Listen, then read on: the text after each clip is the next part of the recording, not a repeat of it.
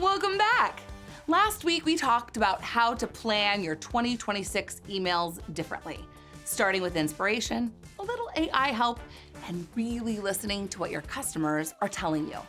Well, today, we're putting that process to the test. This is your Q1 email marketing riff, a behind-the-scenes look at how we actually build real-world email strategies inside Mavens On Demand. I invited our members to a live planning workshop in December to riff on their Q1 campaigns. We talked inspiration dumps, AI prompts, customer feedback, the whole thing. And one Maven graciously agreed to let us share their process here. You're about to see how those 3 new questions come to life in real strategy. What inspired them, how AI can amplify creativity, and what their audience really wants to hear next quarter. So grab your notebook and maybe a glass of something delicious. Let's dive in.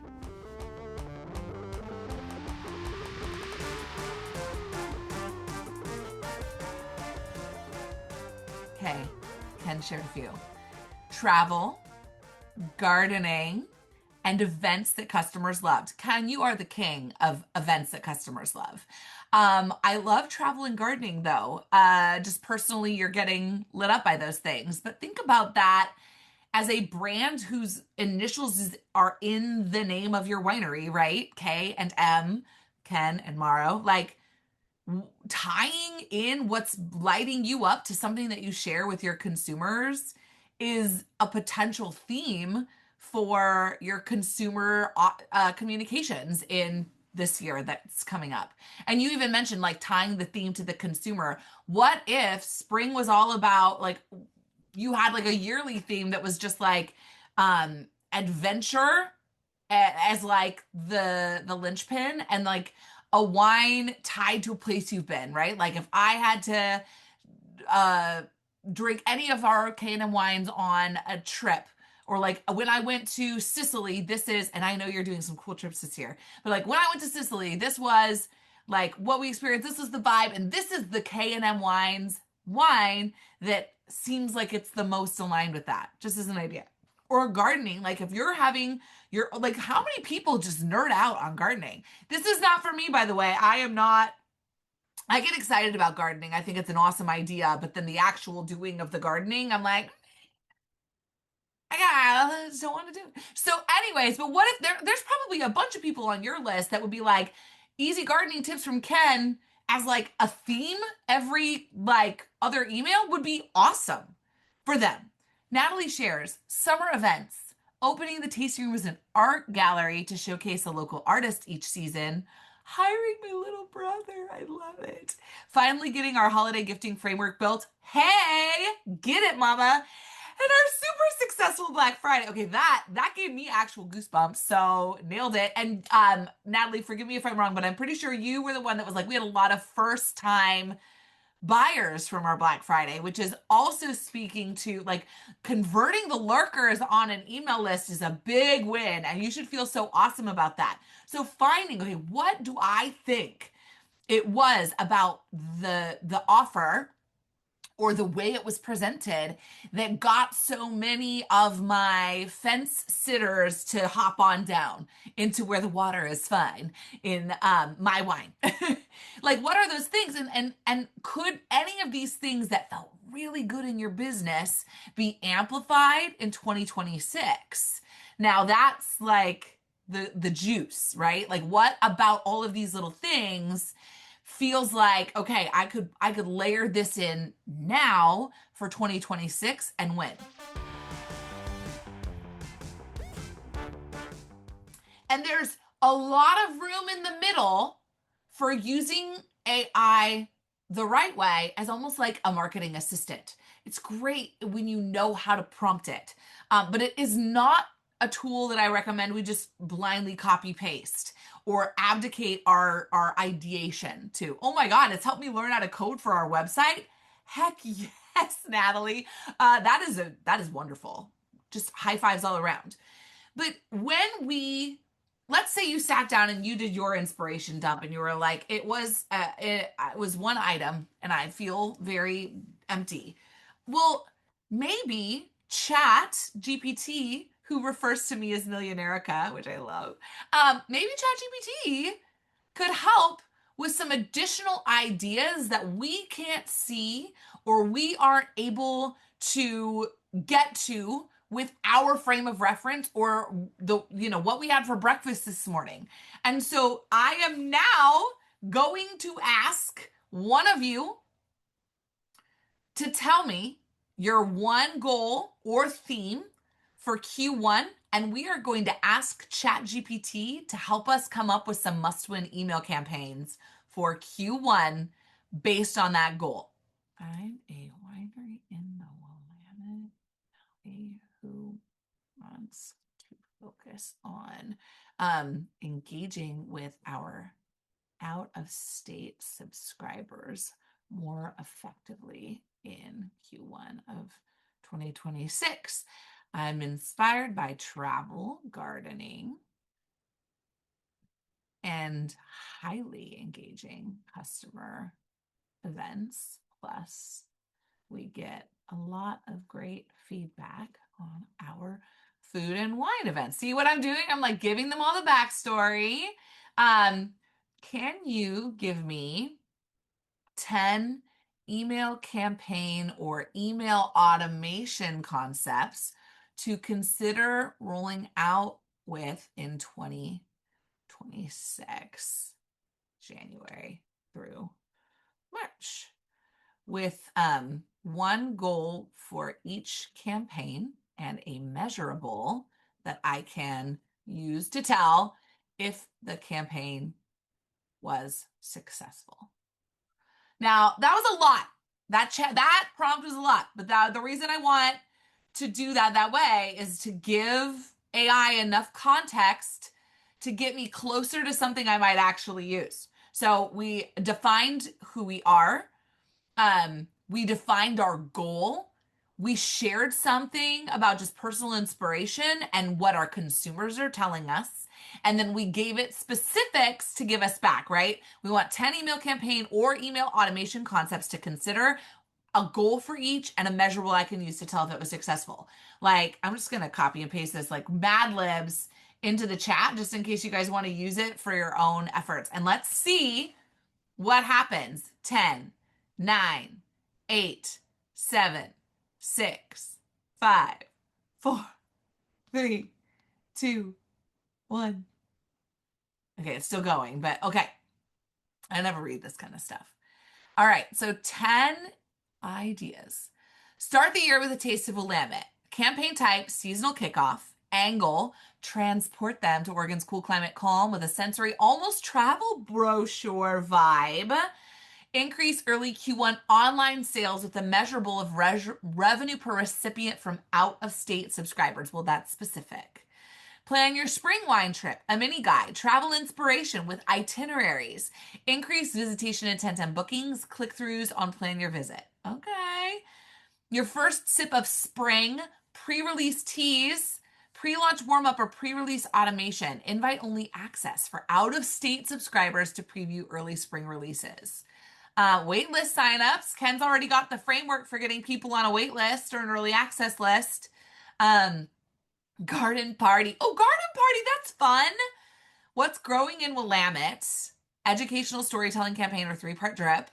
Vineyard garden updates, edible landscaping, and pairings for early harvest.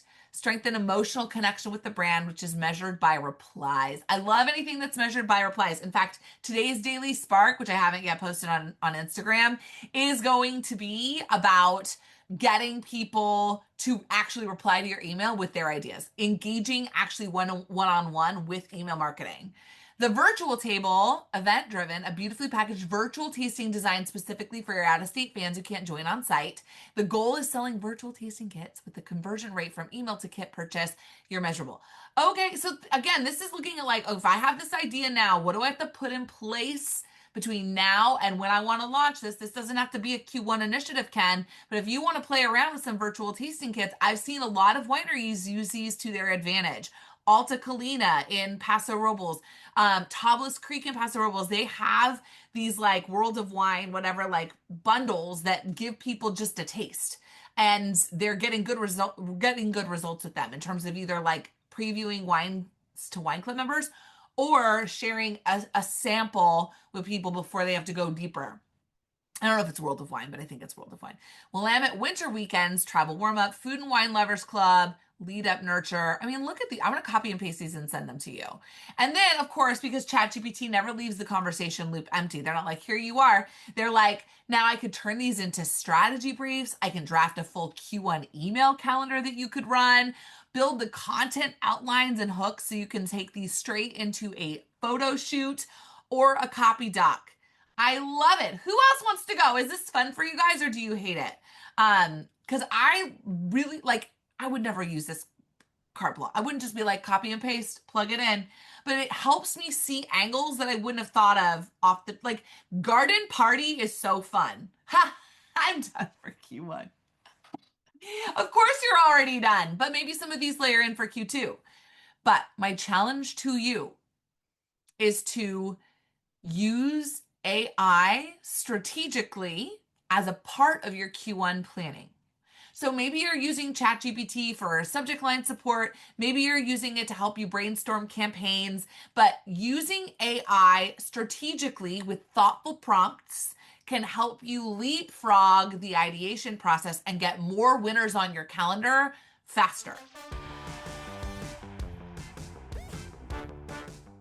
Now, the last part of our Q1 lock-in before I riff is your customer feedback check.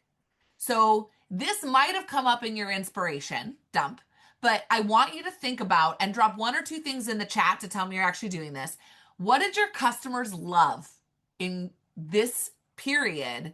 And I was going to have to really go into the Wayback Machine, but actually think about what you did in Q1 of 2025 and ask yourself, what did customers love last year? Definitely events. Okay, so people need to get out of the house in the winter, baby. Events were a thing that people loved in Q1. You could tell because they were there, they were giving you feedback about it, they showed up, they bought the ticket. So knowing that about Q1 of last year, maybe you already have planned to do the same events or more events in Q1 in person, but going to Ken's challenge of, well, I want to really engage with my out-of-state subscribers more actively. Is there a way to make your marketing emails an event themselves? And what I mean is like, could your marketing emails capture some of the vibe of what is appealing about your existing events and give your consumers a way to activate around your wines wherever they are? I hope that makes sense. Like I use some term, like maybe even some jargon, activate around, but like, could you have one of my ideas for Q1 of 2026 for one of my total package clients is actually like a party planning series leading up to open that bottle night, which is at the end of February.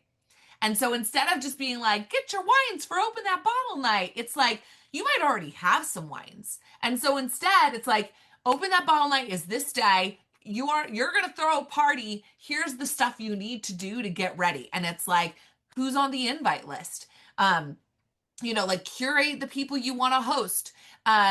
Make sure you have the right glassware and pairings ready to go, right? So it's like, what's the menu? What's the setup? What should your friends be encouraged to bring? What does the invitation look like, right? It's like a whole entire, drink a bottle of our wine weekly to prepare for your party. 100%. But like, it's a series that's going to get people to the end where they actually have their open that bottle night. And maybe they have to buy some wine along the way, but maybe they already have the wine. And this is just a way to activate consumers in their own homes around this particular winery's brand and vibe and essence. And that, I'm so excited about doing that campaign. It's different. It's a different take on something that you might already be planning to send an email around. I'm on fire right now, you guys. This is my favorite thing to do. It really is. Okay. So when you look at what your consumers loved that might inspire a must-win campaign for Q1. And if you feel like it's too short of a runway, well, then think about how it might fill the gaps for Q2 or the dreaded Q3. July, August, and September, when it's like, I can't ship my wine. It's dead man zone. The other piece of this you have to think about is, what did they ignore? What did your customers ignore in Q1 of 2025? I'm only just getting used to saying 2025 is this year, and now I have to switch gears to 2026. This is very alarming. What whiffed? Okay, that's another thing to be thinking about when you do your customer feedback check. And if you want, you can drop something in the chat and I'll coach you on it. But I want you to let that shape the topics or themes that you choose for your quarters, offers that you may come up with or choose not to do. And also, the question I get asked most anytime I speak in a room, frequency. How much email is too much? Well, if your consumers are ignoring you right now, maybe you actually need to up your frequency. Here is what a riff looks like. Okay. Q1 in the quarter, there's all these different categories on your planning tool: informational, holidays, new releases, ratings, seasonal, events, promotions, and other could be anything. But in January, I love me a good year at a glance. Here's what it looks like for you as a member in 2026. Club release windows, club only events, making sure they remember they have X, Y, or Z unique benefit just for their tier. Take advantage of your complimentary fondue tasting, yada, yada, yada, right? One email that's a year at a glance, membership love. It's just value. It's not telling them they need to do anything. It's like, here are all the things we have in store for you that we can't wait to roll out. I love that in the first month of, like, the first week of the year. Another thing that does work well in January, if you're trying to move some product, is taking a look at what didn't move from Black Friday or Cyber Monday and doing like a holiday restock situation, right? Like, you're visiting relatives, drank all your good stuff. That's okay. We've put together a 6-pack of our favorites or the top sellers from Black Friday. It's not at Black Friday pricing because it's not Black Friday anymore, but we're going to ship it to you for $10, right? Out of state engagement. Something like that, somewhere in the middle of January can work well. Do not send a hard sales email in the first week of January unless it's like mission critical. Like, y'all, people are spent out.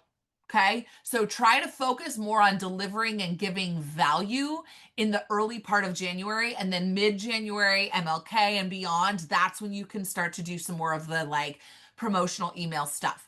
February. Let's talk about it. February has a long weekend, President's Day weekend. It has Valentine's Day in it. And February also has a Friday the 13th, which is always the fun reason to drop into people's inbox with something that's like, it's lucky for you that we make this great wine that's Alchemist, vineyard, or, add some magic to your Friday the 13th, Ken. Wink.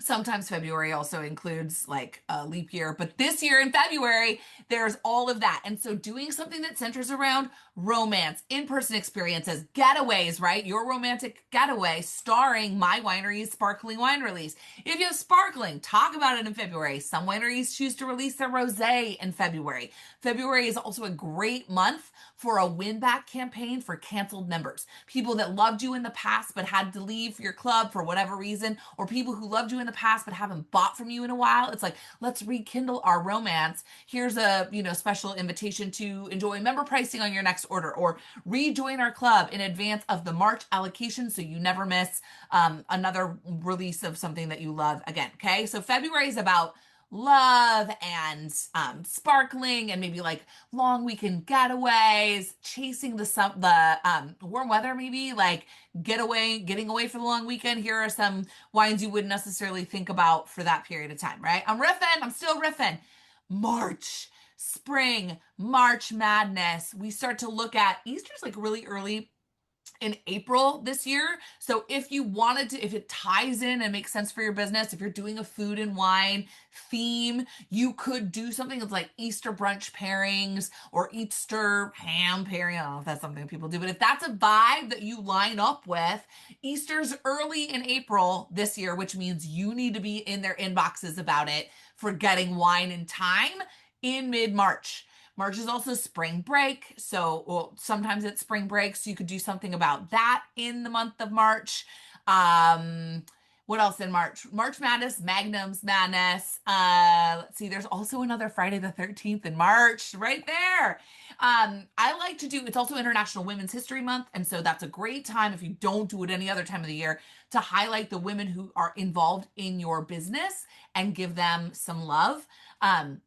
If you do any kind of like gardens reawakening, bud break, that kind of stuff can be starting to happen in March, but usually it's a little bit later. But it's a great time to show what's going on as the seasons are shifting. And then typically many wineries are also charging club in the month of March. So if you are one of those, make sure you have it blocked on your calendar. When do you charge cards? When do you ship? When is first available pickup? What do you have planned for pickup parties? If that's your model for your club, that 2-week window in your calendar for transactional communications should be blocked so that your club members aren't getting some sort of spring restock campaign at the same time as you're sending them pre-notifies for you're going to charge their cards. Omitting them from that communication is crucial. Putting it on your calendar now also helps you go back and say, okay, if I want this to be my best club run, what can I do in February to get more members, to reactivate on hold members? How can I use my, first look campaign for the spring shipment as also a membership drive? Put those on your calendar for March. I don't know how many I just gave you, but I feel like I gave you a lot of potential campaigns that you could consider to be must wins. If you loved it, use mine. This is why I love doing these live sessions. It's the energy, the ideas, the reminder that inspired marketing isn't about following a template. It's about connecting the dots between your creativity, your data, and your customers. Huge thanks to our featured Maven for letting us peek behind the curtain, and to everyone who showed up to riff live with me. If you want to be part of the next planning workshop, then maybe see your brand featured in a future episode, come join us inside Mavens On Demand. It's where the best winery email marketers gather to plan, build, and achieve inspirational results together. And hey, drop a comment below with one idea you're stealing for your Q1 emails, because I read all those comments and I want to see what you want to steal. Until next time, keep those campaigns inspired and keep pressing send on your next best email.